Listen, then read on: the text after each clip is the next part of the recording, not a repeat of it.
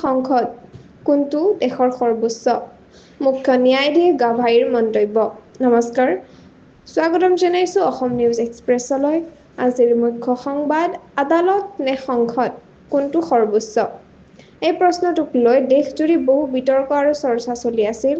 BJP সাংসদ নিশিকান্ত দুবেৰ মন্তব্যৰ পাছতে বিষয়টোৱে এতিয়া ৰাজনৈতিক মঞ্চতো যথেষ্ট প্ৰতিক্ৰিয়া উলিয়াইছে এই প্ৰসংগত এতিয়া মুখ খুলি বক্তব্য প্ৰকাশ কৰিছে উচ্চতম ন্যায়ালয়ৰ মুখ্য ন্যায়াধীশ বি আৰ গাভাইয়ে দেওবাৰে মুম্বাইত অনুষ্ঠিত মহাৰাষ্ট্ৰ আৰু গোৱা বাৰ কাউন্সিলৰ এক অনুষ্ঠানত অংশগ্ৰহণ কৰি মুখ্য ন্যায়াধীশগৰাকীয়ে স্পষ্টকৈ ক'লে যে সংসদ বা আদালত নহয় ভাৰতবৰ্ষৰ সৰ্বোচ্চ স্থানত আছে সংবিধান তেওঁ এই মন্তব্যৰে স্পষ্ট কৰে যে দেশৰ তিনিটা স্তম্ভ সংসদীয় ব্যৱস্থা ন্যায়পালিকা আৰু কাৰ্যবাহী শাখাই সংবিধান অনুসৰি একেলগে কাম কৰাৰ কথা প্ৰতিটো সাংবিধানিক প্ৰতিষ্ঠানে এক অপৰৰ প্ৰতি সন্মান জনাই ৰখা উচিত বুলি তেওঁ কয়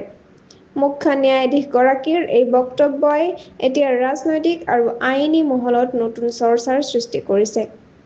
সংযুক্ত হৈ থাকক অসম নিউজ এক্সপ্ৰেছ চেনেলটোৰ লগত চেনেলটো লাইক কমেণ্ট শ্বেয়াৰ ছাবস্ক্ৰাইব কৰিবলৈ নাপাহৰিব লগতে কাষতে থকা বেল আইকনটো দবাবলৈ নাপাহৰিব ধন্যবাদ